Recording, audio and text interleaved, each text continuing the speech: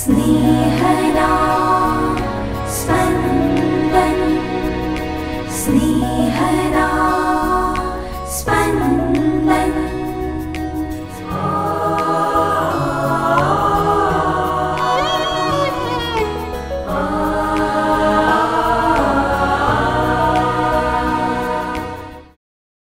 નાતાલ પછીનો બીજો દિવસ.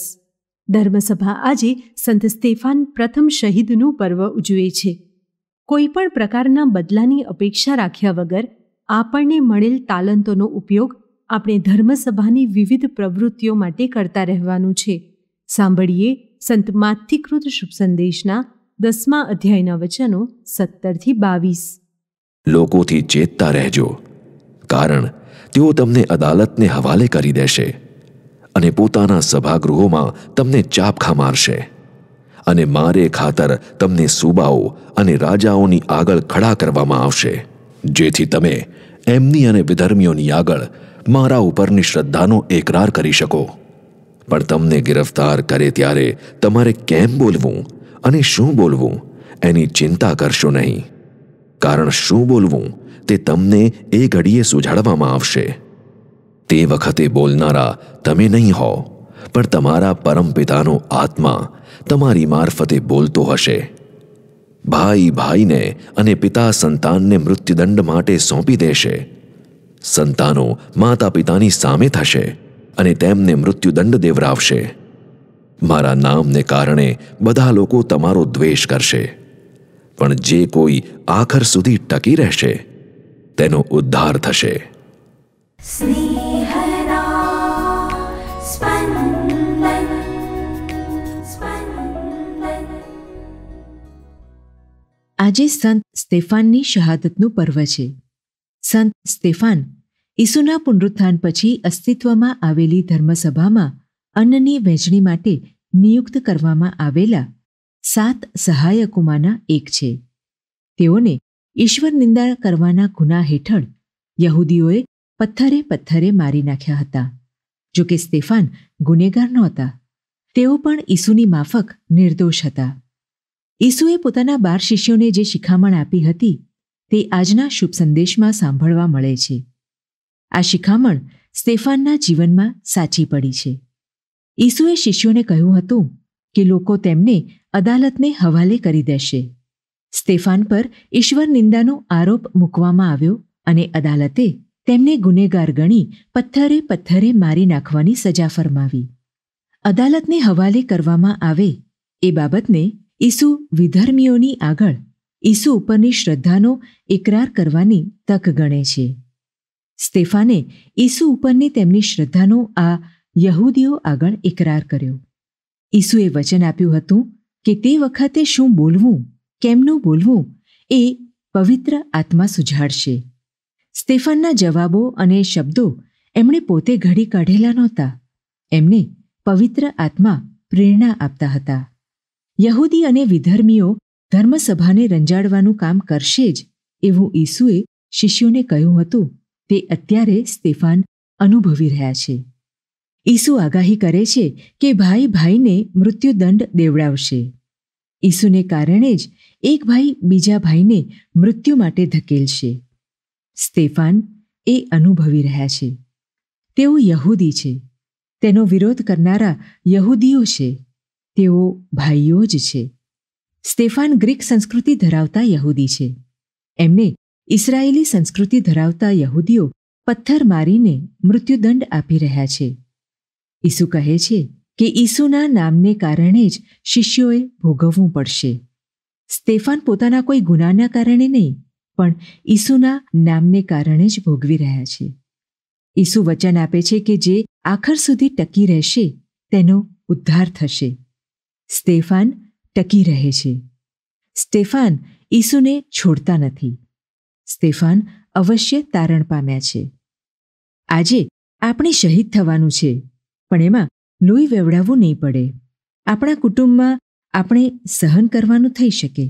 ક્યારેક આપણા જીવનસાથીને કારણે ખૂબ સહન કરવાનું આવે, પણ આપણે તો આખર સુધી ટકી રહેવાનું.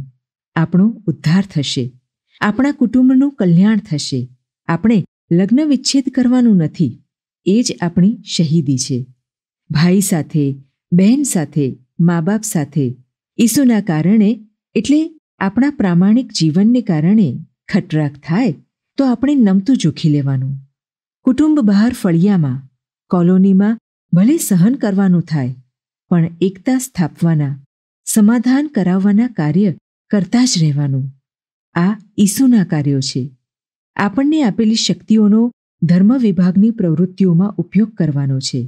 કદાચ આપણો આભાર ન માનવામાં આવે, કદાચ આપણા વિશે ગેરસમજ થાય, કદાચ આપણું અપમાન થાય, તો એ આપણી શહીદી છે.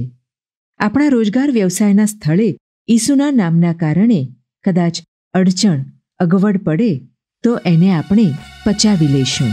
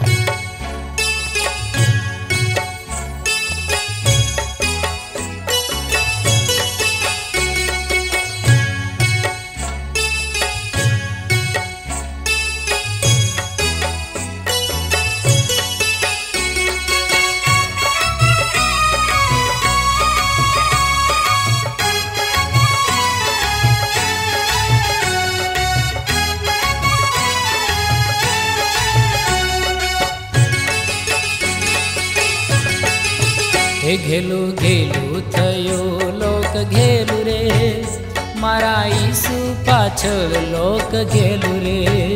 ઘેલું ઘેલું થયું લોક ઘેલું રે, મારા ઈસુ પાછળ લોક ઘેલું રે. ઉમટ્યું લોક ઉમટ્યું રે, મારા ઈસુ પાછળ લોક ઉમટ્યું રે.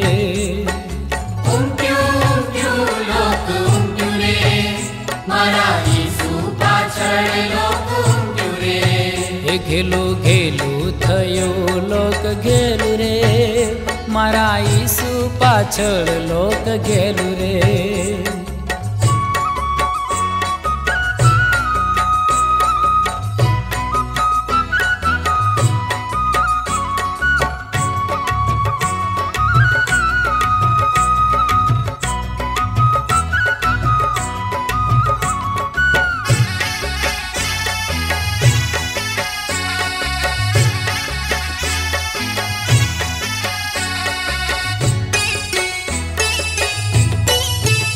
હે પહેલો થનાર એક આંધળો રે, પહેલો થનાર એક આંધળો રે, એની આંખો ઉઘાડી પડવાર મારે, એની આંખો ઉઘાડી પડવાર મારે. હે બીજો થનાર એક બહેરો રે, બીજો થનાર એક બહેરો રે, એના કાને ઉઘાડા પડવાર મારે. હે ઉમટ્યું લોક ઉમટ્યું રે, મારા ઈસુ પાછળ લોક ઉમટ્યું રે. ઉમટ્યું લોક ઉમટ્યું રે, મારા ઈસુ પાછળ લોક ઉમટ્યું રે. ઘેલું ઘેલું થયું લોક ઘેલું રે, મારા ઈસુ પાછળ લોક ઘેલું રે. ઘેલું ઘેલું થયો લોક ઘેલું મારા ઈસુ પાછળ લોક ગેલું રે.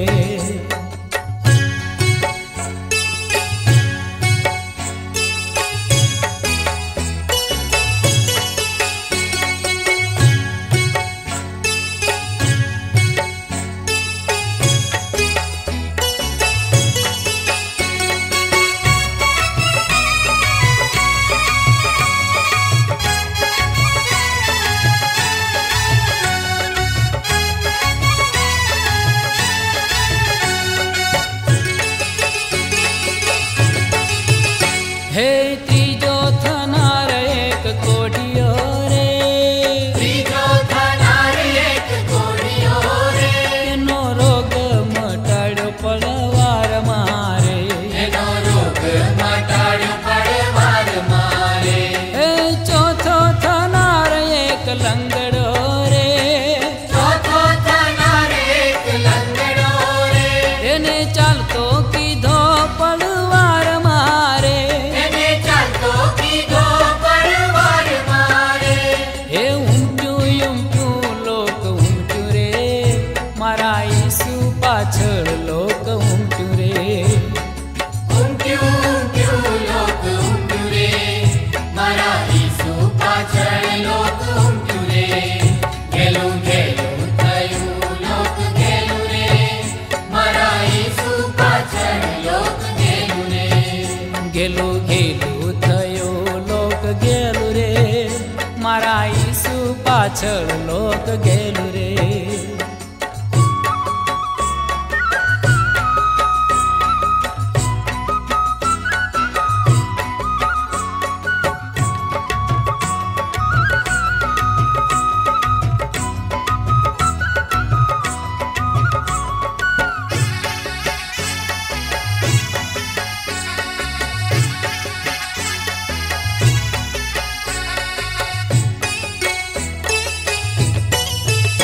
હે પાંચમો થનાર એક બોબડો રે, પાંચમો થનાર એક બોબડો રે, એને બોલતો કીધો પડવાર મારે. એને બોલતો કીધો પડવાર મારે. હે છઠ્ઠો થનાર એક મુઓ રે, છઠ્ઠો થનાર એક મુઓ રે, એને જીવતો કીધો પડવાર મારે. એને જીવતો કીધો પડવાર મારે. હે ઊંઘ્યું લોક ઊંઘ્યું રે, મારા ઈસુ પાછળ લોક ઊંઘ્યું રે. ઊંઘ્યું ઊંઘ્યું લોક ઊંઘ્યું રે, મારા ઈસુ પાછળ લોક ઊંઘ્યું રે. ઘેલું ઘેલું થયું લોક ઘેલું રે, મારા ઈસુ પાછળ લોક ઘેલું રે. એ ગેલું ગેલું થયું લોક ગેલું રે, મારા ઈસુ પાછળ લોક ગેલું રે.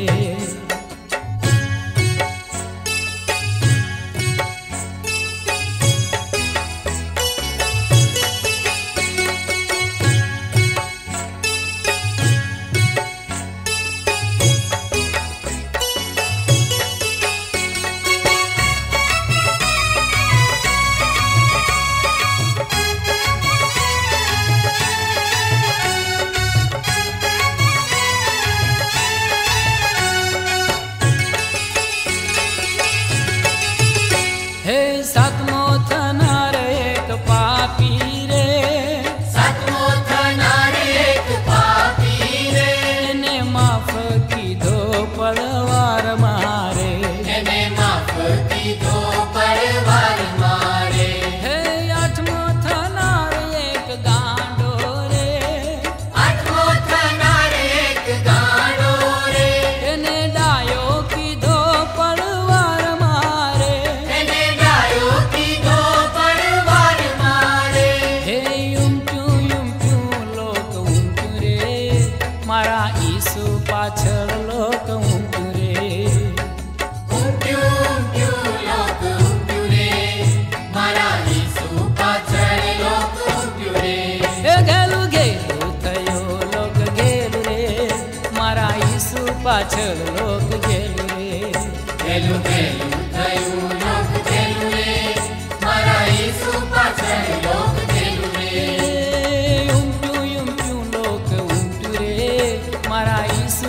પાછળ લોક ઉમટ્યું રે.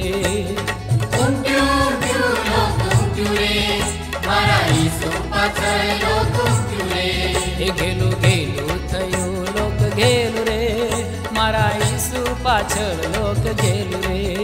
ઘેલું ઘેલું થયું લોક ઘેલું રે, મારા ઈસુ પાછળ લોક